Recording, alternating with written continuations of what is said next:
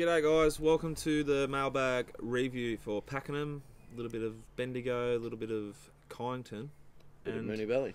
Some of the Valley. We won't touch too much on Ascot, we'll leave that to Pistol Pete. Yeah, Pistol likes his Ascot, so we'll leave him to it. Yeah. How was Pakenham? Saturday. Pakenham was hell to get to. It was okay on track. Yeah. I would have liked to I would have liked to have been able to sit somewhere in the shade. It's easy to see them. Yeah. The track was extremely disappointing, in my opinion. Mine as There's well. no excuse for the way it played, which we'll get into later on. Yeah, I'm not looking forward to going back there. Well, in the short, I but think it's there's only okay. one. It's just that I just can't stand driving so far to line up for so long to get into a rural.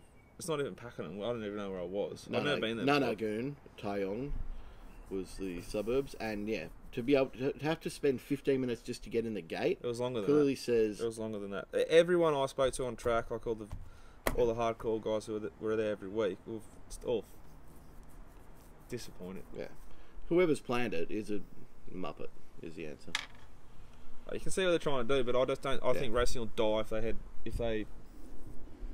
Well, you won't get more than 5,000 people out. There's there, actually a lot of people there. Yeah. But if they push racing, if they make Pakenham a Saturday venue, for example, people will drop. The sport will be in a bigger hole than it is. There's no chance unless Sandown sells and Moonee Valley's in redevelopment that we ever really use it as a permanent Saturday. Well, that's to God, Allah, all the above, Buddha, Odin. My man Zeus. Which God would you believe in? Do you believe in God? No. If I had to pick one, I'd go the Viking gods. I'd go the punting god. There are no punting gods. Fuck, proof of that. Yeah, afraid of them enough. Yeah, I live in fear of them. Yeah, they weren't on Kiev on Friday. What's the punting god? Yeah, the punting god wasn't on Kiev. I've done something to upset him because the amount of seconds by that much. The bonus Dioro. Oh, fucking hell! How that didn't win? On City and Ruler. Yeah. Yeah. I'm okay with like a carousel winning. Yeah, but to get the unluckiest run, and then when you go back through it, it's beaten it would have beaten every other horse in the market. Yeah. Want to get straight into it, or? Yeah. Suppose we just touch on quickly how the Mounting Yard Mail went. So 3-day package was a slight winner. Obviously Pakenham was just a bit of a disastrous day, but we'll go through that. Yeah, we went well. Bendigo, really okay, well. Bendigo. Moonee Valley was a slight win, really slight. Yeah, that could have been better. I think we're going through a pretty hard time to find them, and I'm pretty happy with how we're going. Like, yesterday wasn't good. The amount of losses by that much. Yeah, as well, exactly. Yeah, they got to go your way eventually. Yeah, exactly right. Until over the 3 days we were in front. I think we're getting through a bit of a slump. But that's how I look at punting kind of thing. Like, I'm grinding at the moment. Yeah. There's always the next meeting, and you can always just keep doing more. Yeah, well, there's a lot of racing on this week. There's a good racing on today. Yeah. Some nice horses coming back for the summer. Some good horses on at Hong Kong tonight. Oh, I'm not worried about that. I know you're not. And best of all, Lazarus won on Friday night. How sick are you? Mate, everyone loaded up at the 340 and then they loaded up again at the 210. The thing was under the stranglehold. You should never back a horse again at 210 if you've got 340, in my opinion. No. You should never load up again on a trotter. Because as soon as it got barrier 2, it was bloody $1.50 shot. Alright. Enough about that. Race 1. 1,000 metre dash, 3-year-olds. This was like the most interesting race of the night because how good's this winner? If it's done what it's done to win, where we think this inside is dead set poison for the rest of the day. Yes, but the inside got worse through the day. Yeah, but let's just assume that it's still a bad spot to be, right? And I have to assume that. Based on everything that happened for the day, I have to assume the inside's bad.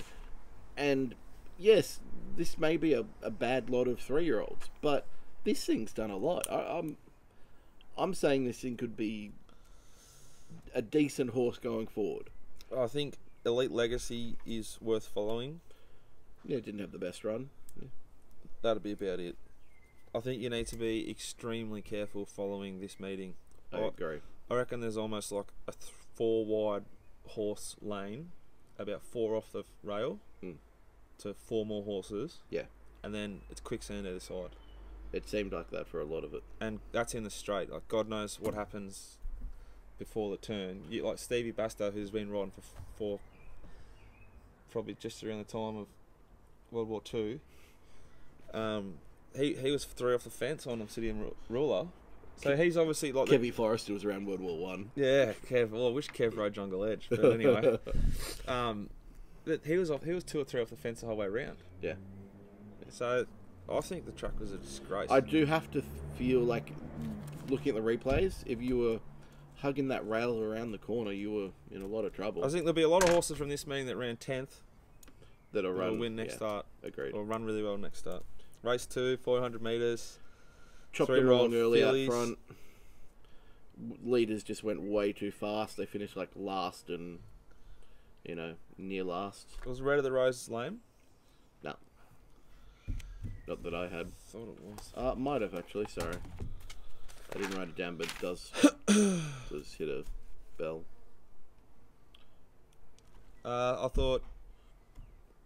Well, what do we find from the yard? 5-2-4-1. So Bonus Dioro, Soho, Ruby, Bonus Dioro, and the 2 that dropped off that led. yeah, Red as Rose and Diamond Baroness. Yeah. What do you make of your horse, Storms Brewing? It was gone in the yard. It was not going to be able to win. I actually didn't have a bet on it in the end, so I'm glad we didn't do a case bet on it, because I would have been like trying to reverse that in the yard. Yeah. Let's be honest with this race, right? So you remember what I was saying on the show? I think low weights are going to have a distinct advantage on this track. And bloody Evil Lil with 51 kilos. I've been on this horse the last 2 starts. First up it ran really poor. Second up it's run really poorly. And it's been able to win this, which is... It's bloody frustrating, especially because we found Bonus Dioro from the yard at 15s. Like, this would have turned the day around. Yeah. Well, it's race 2, mate. I know, but you know what I mean. Yeah. Look, no, it's just one of those days, I reckon. I don't know how this horse didn't win. Soho Ruby, horror watch. Just had to stop, go around the whole field after finding the rail. Yeah, Soho Ruby's definitely one of mine. Sticking right with it. Yeah. It just didn't 2 or get 3 weeks. Maybe a jockey change. Maybe a golden switch, inside draw to outside. Yeah. Onto a more suitable track. What barrier did it have? 2, drawn inside is fucked. Yeah. I doubt. I haven't checked it yet, but I doubt many horses drawn inside gates did anything on Saturday. Race 3, 2,000 metres. Benchmark 78. This was probably the highlight of the day for you from the yard. And 2, 6, 4, and 7. You're going to feel like you Get probably... the picture, it was lame. Yep. So that one finished last. Beaten a long way. Oh, Is this the coming of Junior Chop King? It is. So, Junior Chop King on. It's a positive jockey change. Very positive. Look, yeah, I know. I've double ticked Ethan pre-race. Drawn 5, beautiful spot. Got the horse to drop its head. Yeah. It travelled. And he said perfectly. in the post race interview, he watched how it won, when it won. Yeah. Like the jockey doing his homework. That's what you like to hear, especially because. Just imagine. I don't know how old he is. What is he? 17. Might be 18ish. Oh, he's young. Yeah. Having the nuts to just go early like that. Yeah. But that's on a horse that's not won in that's 482 days. I thought he rode the horse perfectly, to be quite honest. It's one of the horses that's been in my camp for a while. It dropped off in its form, and I've kind of dropped off it. But as soon as you had it on top, didn't you? There's a standout. Yep. So, would you say you staked this a bit wrong? Incorrectly. Yeah. And this happens, and I think we all know it. Yeah, Harry hindsight makes everything easier, but I should have gone harder at it. I can't get over how good this ride is. Perfect. Yeah. Freddie Kersley did the same thing last Saturday, maybe on another horse we won on. Yeah, the Hayes horse. Yeah, the Hayes horse that's in the blue and green. He got colours. this thing rolling, got off the fence, Merchant into something. into the best part of the straight. He's calm on it. He's changing over his hands, straight, keeping it straight. Home at the 300. No, it's still got to ride him out. I know, but you know what I mean. Like it was. He was going. Then he gave it 2 across the right hand side and let it come in a bit to the rail just to get it home like they do. It's a beautiful ride. But do you know why it was such an easy watch? I had Castor on top pre-race, but Castor wasn't well from the yard in terms of mental. In my opinion, it wasn't, but it ran pretty well. But I think that horse will improve again next Yeah, start. because was drawn 2. Anything else there, Drew? Shanghai Patrol. I think low weight right there. It's just defied its odds. And it over raced. Yeah, exactly. Like I think that's something kind weaker. of the day. Something weaker for Shanghai. Yeah, but I'd also be curious. It'll be interesting to see what it does next start, because once again, I'm saying I think the 51 kilos, 52 kilos mark, they were very much advantaged on the day. Chop King Jr. though. Gotta love him. Probably my favourite jockey at the moment. Where's Zara? Just like in Bali or something.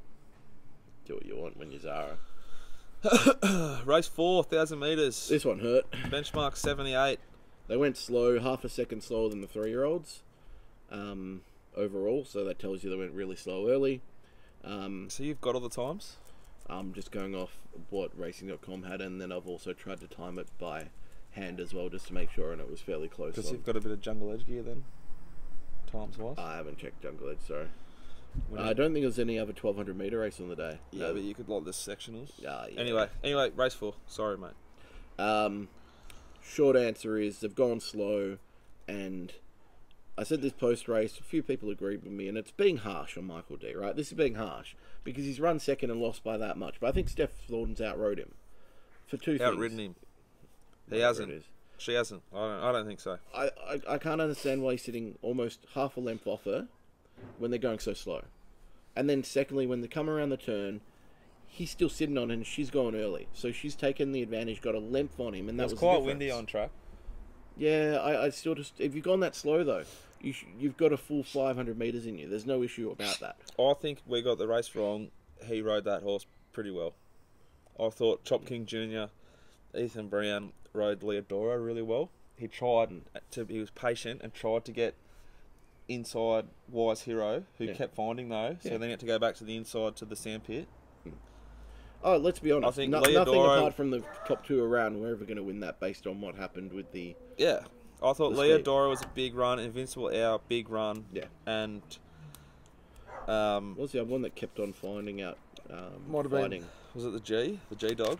Yeah, Angry G. It was actually a good run. I think Wise Hero and Leodoro are 2 horses I want to put him in my stable. I'm not knocking the run of King River. Yeah, I thought it was alright. I think it wants harder tempo, so... Yeah, I think anything can happen out of this. Yeah, you just wipe the form out of this one, in my opinion. Look, and was I surprised Nasdaq's won? No. Labuan Star and Star Stealer were not in any shape to win on Saturday, and I'd really be watching where they go next. Yeah. Might get a nice price, a weird winner somewhere. Yeah. Agreed. Horses in good order, they just needed a run. There are a few like that on the weekend for them, actually. Yeah. Yeah. Race Presentia was one who I thought it would be looking much better than it was in the yard, so... I don't even remember that horse. No, that was race 3, They're all just numbers, really. Race 5, 1,200 metres. This is complete and utter torture. So if we go through... I probably shouldn't give this out, but... Yeah, just say... I had numbers. Jungle Edge on top from the yard. Say by how many numbers. That's the best way to say it. Not give a number. By a fair margin. By a Olanira margin. Yep. Then Stellar Collision, Tried and Tied, Smart Dart, and Onerous. Then Proud Wolf. But the next 4 all the same. I don't know how this... I don't regret this bet. I think this was the right bet. So, on the previous show, I said Tried and Tied was the main danger. Based on... this is a little bit of plug for punting form. But if you go back over its punting form data, it's got the best strong type of sectional wins.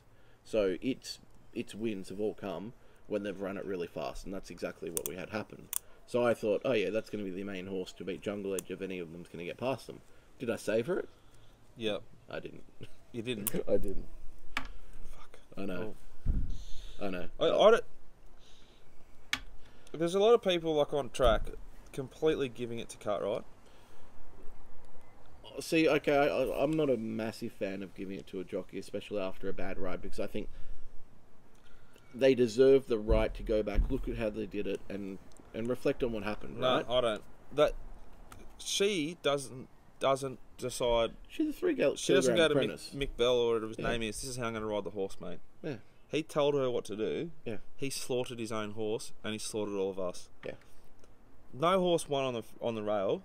The next race, it was so obvious that this thing should have won that they almost like they were coming at the crowd on the straight. there was no horse within 4 lengths of the rail. I haven't seen the post race interview. I saw Jason Richardson seek him out, which is why he's my favourite. He talked to Mick Bell. Commentator. Mick Bell said, what did they say? Mick Bell, he just basically said, "Oh, look, our horse was giving 8 kilos to the rest of the field. Shortest way home." No, I didn't say anything about the ride in terms of where they went. Just said found some better, and the handicap obviously got the race right because he's only been beaten half a length. Yeah, well, it went 220 hard in on Betfair. It went into $1.96. As it should have been. It should have been $1.96. So the collective intelligence of the Australian racing community who gamble, and there's a lot of smart punters on Betfair, they must have got it wrong. Well, it still only wins 50% of the time on a $2. You know, like that's the one thing. You got a 3 kilogram apprentice on. Yeah. You've got. Here's some food for thought though. Just steward's report. So if someone's new to the game and they start to get the hook. I copied and pasted this as well. Race 5, Jungle Edge, $1.95 favourite. Apprentice Cartwright reported the gelding had soft lead and was burdened by the heavy weight over the concluding stages. There's a reason why she has 3 kilos. Yeah. Well, that right there tells you why she's still got 3 kilos. Who's training? I think it's just so fucking staggering that they put that in the steward's report. Yeah. It doesn't say anywhere. Apprentice Cartwright and trainer Bell questioned tactics on Jungle Edge. Given horse is a weight for age group horse. Yeah. Had soft lead, could have gone to any part of straight. And decided to hug the rail. Yeah. Yeah. Punters want to see tactics questioned, not excuses. Agreed. So if someone's new to the game, they say that, I just think it's so fucking... It just makes it It's just like 1980, like not even 1980, like what is... Oh. But that putting that in just discredits her as a jockey as well, because I mean, if you've seen they've asked, that's what I'm saying, they're so gutless. Like they've asked her to say something. Why'd you lose on the favourite? Yeah. Oh, it must have been the weight.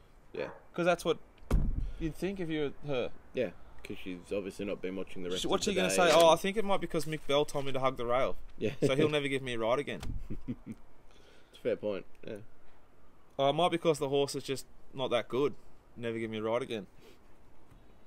Like, a vanilla question gets a vanilla answer, put the apprentice under more pressure, that people like us are going to look at it and just go, what the fuck's she talking about? Yeah. She can't say anything else. I don't have a gripe with her at all. My gripe's with the archaic sort of report.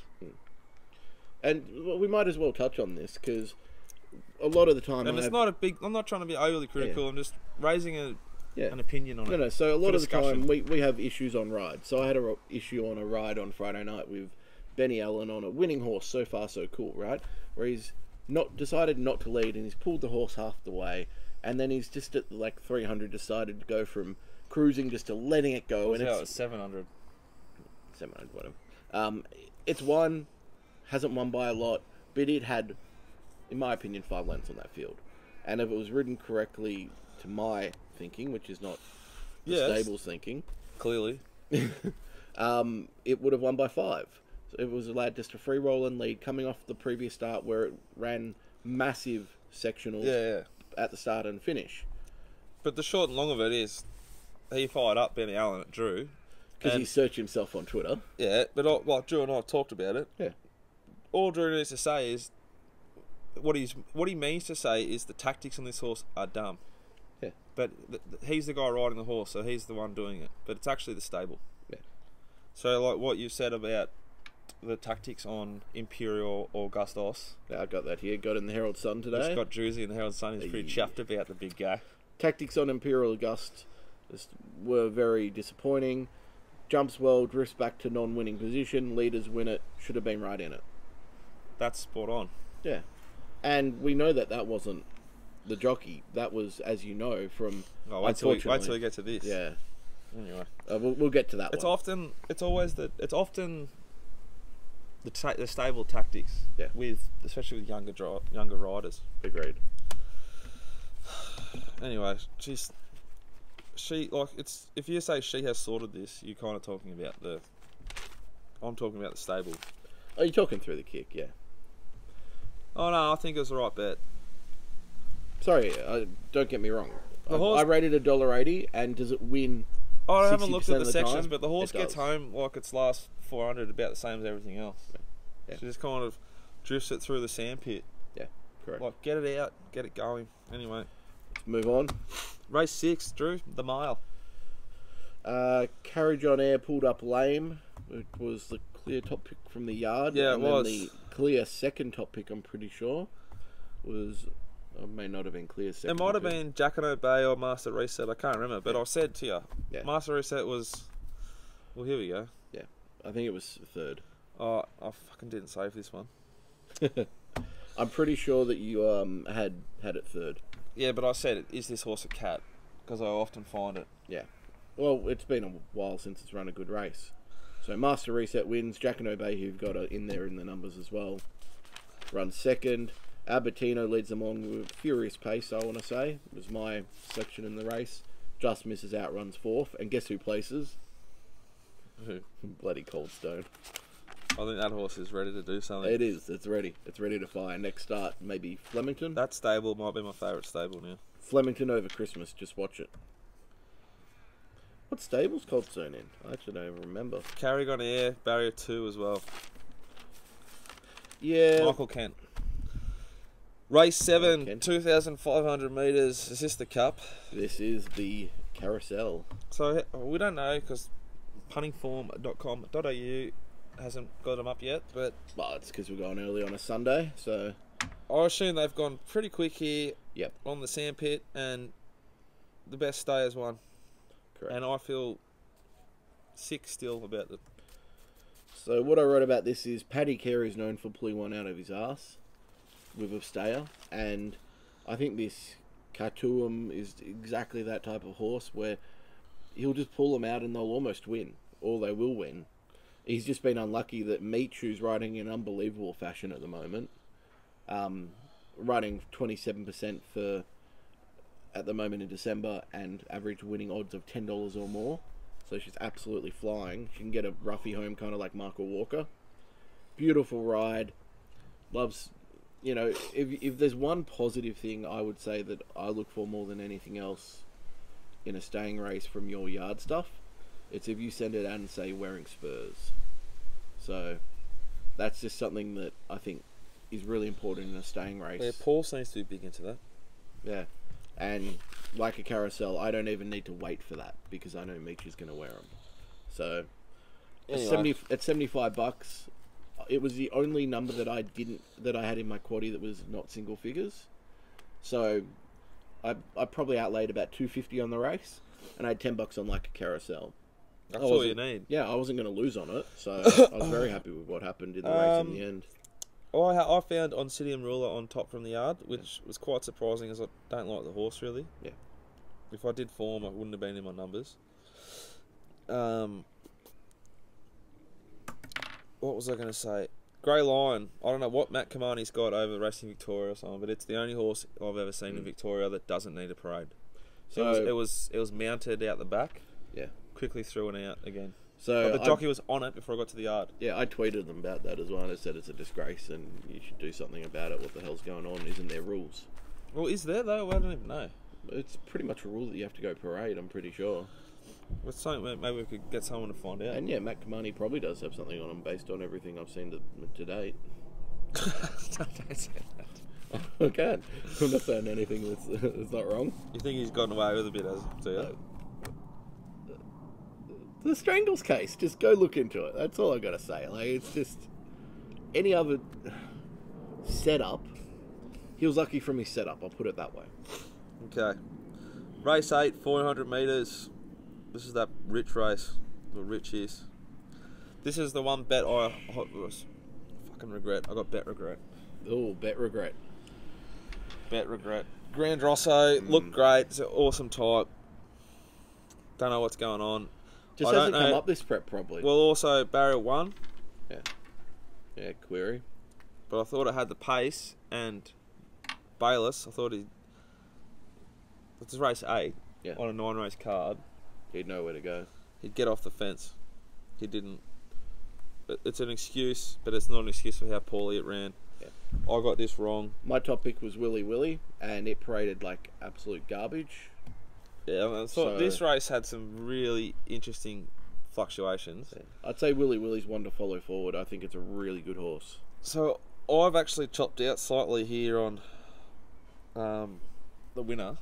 Amadeus. In the last 10 seconds before they've jumped, right? So I've backed Grand Rosso each way. Yep. And say I had every other horse in my book losing 500. Yeah. I've then decided it's worth having a little bit on just to chop out Amadeus. I still lost on the race, but not nearly as much as on any other horse. Yeah. And here's why. So I start recording the flux on a system I've got. Amadeus $21 opened on the fair. 19s, 18s. That I looked then, thought that's what's going on. Then back out the 20s. That's probably when we sent out MR. Yeah. Didn't worry about it. I looked again. 13.50. 13.50. 12.50. 12.50. I took 12.50. It started 13.50. Yeah. I took unders, but that is it. It's like it held 13.50 and then into 12.50. One of those. That's a disgustingly large move, though. Yeah. Have you seen a bigger move than that? Not on this card, no. I've seen bigger moves. Yeah. There was a horse that was. That's just a case of I'm watching it going, someone knows a lot more than we do, and I don't want to. Yeah. I'd rather pay a fee to for my mental health, even if a horse runs last. When that happens in Queensland, so you'll see horses in Queensland every so often. They'll start they'll open up $18 and stuff, and they'll jump $4 or $5, and you'll hear about. Oh, it's been a massive go for this horse. It's been 30s or 40s into, and it's $4 or $5. They always win. I'll always jump on at the $4 or $5. I swear to God, the last 5 I backed, they've all won. Well, Queensland. You just told us you don't believe in God, so that doesn't mean much. Fair point. But I think there are certain flux that you can follow. Burning Front, $3.75 out to $4.50. Yeah, that was friendless. No one wanted to be on it. All tome at the 200 did Royal Request run a big race? It got scratched at the barriers, so. Has it got fucking smashed late? Yeah, no, that's what they do to try and stop the flux being the scratching flux or something like that. It's just what happens, yeah. Willy Willy drifted, probably because of the yard. I'd say that one was. Yeah. Wall Street Wolf was heavily backed. Yeah, I was surprised with that. But it ran. It ran alright. It loomed. You don't know if it was up to it or not in the sandpit, in my opinion. Well, wolves are cats, aren't they? So. Everything else sort of steady. This thing, 21s into 13.50. Even hit 12.5. Yeah, the Wolf ran 4th, beaten 5 lengths. Yeah, so I pay attention to the flux. Yeah, you got to. And the not overly though. I'm just looking for big moves like that. Waterhouse thing did nothing as probably expected. I thought it was a fucking nice horse. Yeah, really nice horse. That's why they got it here. But okay, race number 9, Drew. This is complete and utter torture. We're down 10 units or something at this point. Yep. So we could have just sort of taken that on the chin. Pretty good return for the 3 days. Which in hindsight would have been a smart play. But that's, you got to take every race that they are, as you know. And I'm pretty sure a lot of people mapped Imperial or Gustos to lead. Yep. Sit outside lead, that's where I had it. Yeah. Has the speed too. I'm convinced it still has the speed too. what does it say? They didn't ask any questions about where it went in the run. Yeah, all they've done is put the apprentice on the spot again to provide all of us with an excuse to the poor performance of the horse. Yeah. Right. So read out what Ethan Brown's had to say. Chop King Jr. He's my favourite jockey at the moment. Ethan Brown reported the gelding may have come to the end of its preparation. Post-race, that examination failed to reveal any abnormalities, and the stewards will follow up with trainer Darren Weir. So the trainer's Darren Weir. Yeah. Imagine Ethan Brown said that the Weir stable told me to take a sit. I'm convinced it's cost the horse the race. Exactly. As if he's ever going to say that. There's zero shot. It's just useless information that puts the kid under pressure again. It's a joke. I've found... Here you go. Imperial Augustus, clear standout from me. I liked Siga Lavaca. It's ran horrible. I didn't mind the winner and the horse that's come second. Didn't mind Florida Keys. Didn't mind Star Major. But didn't mind Hunter Mosa either. That's probably one we've missed in the betting. Yeah. Anyway, Imperial Augustus on top, clearly. Mapping OSL, which is actually a positive on that track. You can get off into the best part of the straight. Send out the numbers. Quickly run down and take a piss. Weir's Foreman's just in front of me as I'm running down. Your thing's a moral here, I reckon. Yeah, I don't know, mate. Might be a place chance. And I'm like, place chance? What do you mean? You're going to roll 4. You'll be outside the lead. The horse looks great. It'll take a lot to run him down. It's oh no, we're going to be 2 or 3 or 4 pairs back. We're going to take cover. Look for cover. Hope it runs a place. From barrier 11 as well. I've already invested. This is like 30 seconds before the race. Yeah. And it's not the right thing to then try and chop out there either, is it? No, I'll let it ride. Yeah. But they backed it, didn't they? Oh, it was best backed, yeah. Yeah, like we backed it at 570. It's jumped at. It went into 490. It's jumped at 510. Maybe there's someone else in there having a piss with me who just laid on it. Oh, fucking sickened by it. I was just so disappointed. I mean, the worst part is when you look at this from here, you're never winning. Yeah, but he should be here. Yeah, this is the winner right here. Yeah, and second's there. Winner's got and third's there. Clear running, and most importantly, it's that outside leader, and look where it is. It's in the fast lane. Yep. So I don't think Imperial Augustus is near the end of its prep. I think it'll bob up and win next start. It looked perfect in the yard. It can't be end of its prep. Really well. I mean, it was hanging out for half the straight, trying to get around bloody hell on earth. Anyway, all right. Viewer questions? Got a few. Do you want to try and pull up the ones from when you tweeted earlier? Well, first question just to start with. So Daniel on Twitter, how do you lads find doing the form over this time of year compared to carnival time or winter? Easier. So I'd say this is my first summer together with Dicko. I think it'll be really challenging when they're coming in. So like last week on Wednesday when they're coming into the yard with 8 minutes to go, literally mounting up straight away, and you get no information on it. Like not yeah, no but at least you're trying to pen like 4 horses. I almost went to Werribee today. I was that keen. Yeah. Because it's like on form, is that you only got to suss out 4 or 5 horses. Yeah. Whereas a carnival, you're sussing out 15 or 20. It was torture. At least. Well, that's what's happening on these Saturday meetings sometimes as well. Like these 16 horse races is just no good. Yeah. Especially when they come out late, and then they also don't. They bring some of them in really late as well, which just annoys the crap out of you. How'd Peter go? Pete had a rough day. I think rough to the point where he didn't find many standouts. That's the thing. That was the theme of the day. There wasn't really many standouts. I had a crack at that thing he tipped in the last. Yeah, me too. They're actually. It sounds like Pete had a hard day, and he's about even from the first day he did. Yeah, correct. And yesterday, because we'll be keeping results on units on Pete just like we do on myself. Yep. Sounds like it's about even. But I actually had a really good run on Saturday because I had a good crack at that too. I backed it somewhat. Yep. Because Peter locked it. Well, the best part is you only came into the betting on Ascot stuff the final 3 races once. Yeah. But after Jungle Edge lost, I was walling on track at Pakenham. I was fuming. Speaking of fuming, Blackheart Bart. Was that like the visitor, let's just fuck up the visiting horse and just make it so they got zero chance of winning? Or, like, Pikey's got 28 days. Drawn one.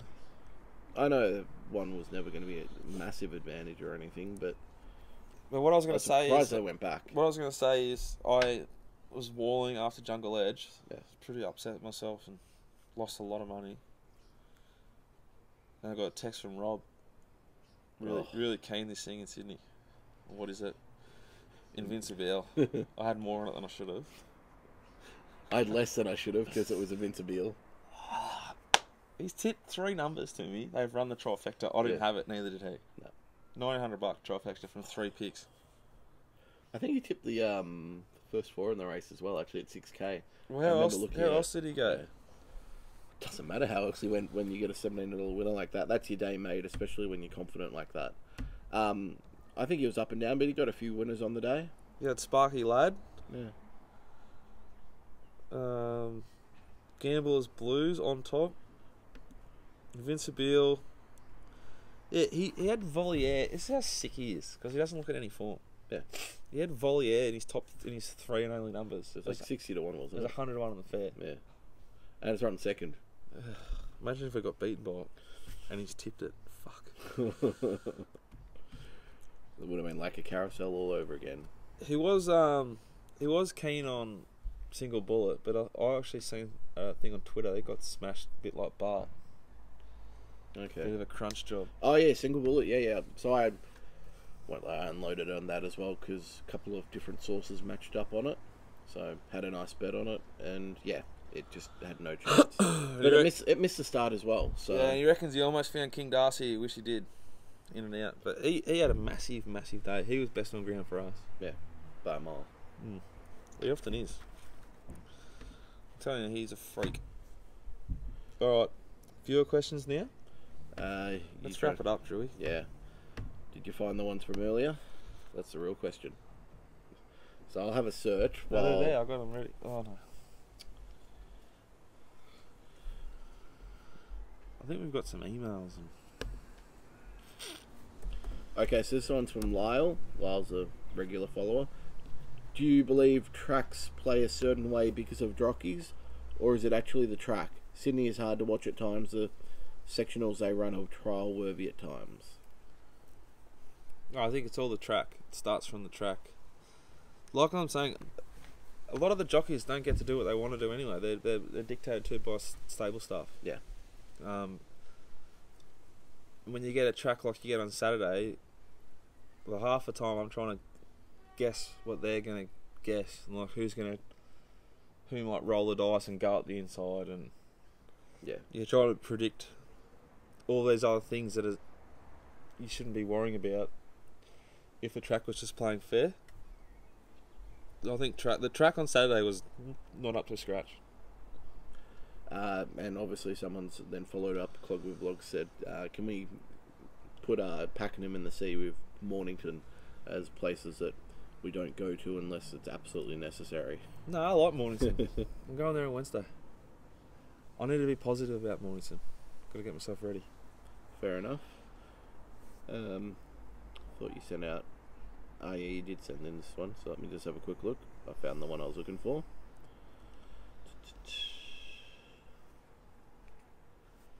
Betting strategy 3 to 4 minutes before they jump with Betfair. You read it out. Simo wants to know if you've got the next date teed up for me. Oh, I thought you were talking about the other question. No, I don't. I don't. Drew's got to get on Tinder himself. You're already on there, aren't you? Of course. Good. From Cozzy, betting strategy 3 to 4 minutes before they jump with Betfair. When I select back price in blue, it drifts. When I select SP, it comes in hard. Hard to predict. Any pointers on reading whether they will come in or drift, or just SP simply better long term? I think SP's poison long term. That's what I think. Like on our staking plan, I've lost 20 units on 19 units on Saturday. That's because of Drew's bet for SP. I've got 6. I've got 6 extra units on master reset. You know, Yeah. I'm down 14 units. It's not as bad. I'm down 3 units heading into the last race. He was furious. It's like he's called me up. He's absolutely furious that I've had to put in the 18 or 19. 18. And then I've told you, oh, don't worry, mate. I've taken a snapshot. I took unders. I've I took taken a 16s. snapshot of 24s too. I took 26s. It's what I realised in the end. I'm like, oops. Oh, see. But that's the problem. If you're really concerned about getting the absolute top and bottom of Betfair, the market will generally go at that once a horse has found its price. Yeah. So you can use like all the betting apps, like the Bet Traders, the Cymatics, all of those types. The ones and where you can see on a ladder where a lot of the money will be matched, and you can just wait till you get to the top. Yeah. But in the last 5 minutes, they'll either go one way or the other. I reckon. And look, honestly, if we're sending out to the amount of people we're sending to at the moment, there shouldn't be that much volatility in the market. Just we're not my touching. opinion. We're not influencing the market at all. I would say if it's like a $40 shot, it may come into like 30s. That's the type of thing, maximum. My opinion is if you're backing a leader or a horse forward in the run, you're best off betting earlier. As soon as you know you want to bet. Agree with that. If you're backing a horse that's going to be back in the run, there's no rush to back the horse. And I haven't ever done this, but it's an idea I have. You almost wait until it jumps and it's run 250 metres and then it is last. We always thought it would be, then backing it in the run. Yeah. Horses that are back in the run are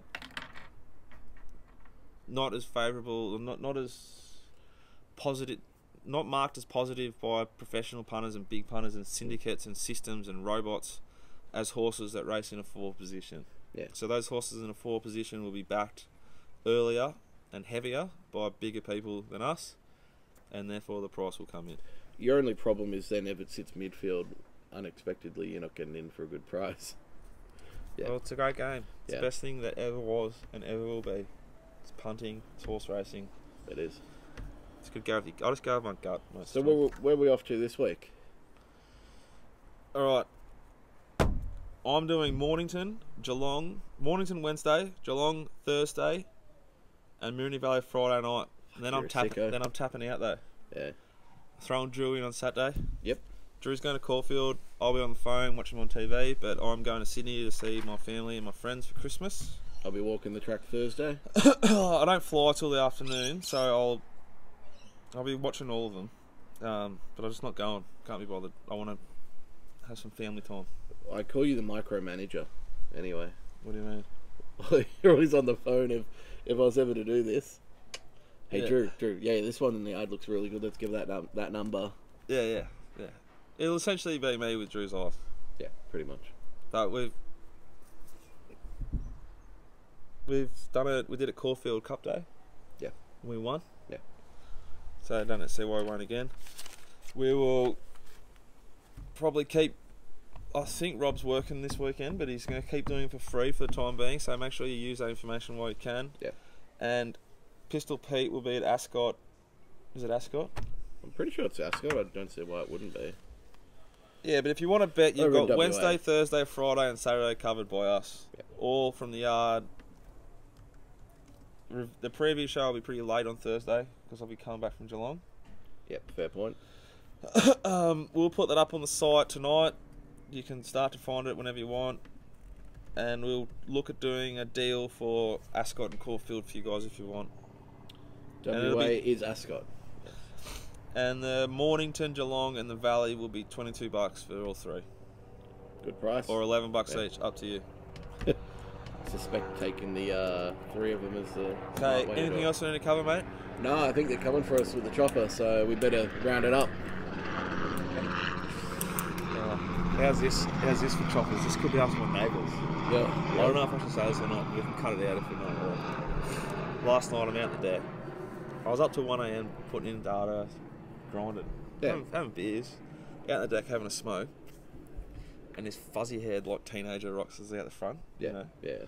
with his car, like looking around on his phone. Bloke next door comes out in the street.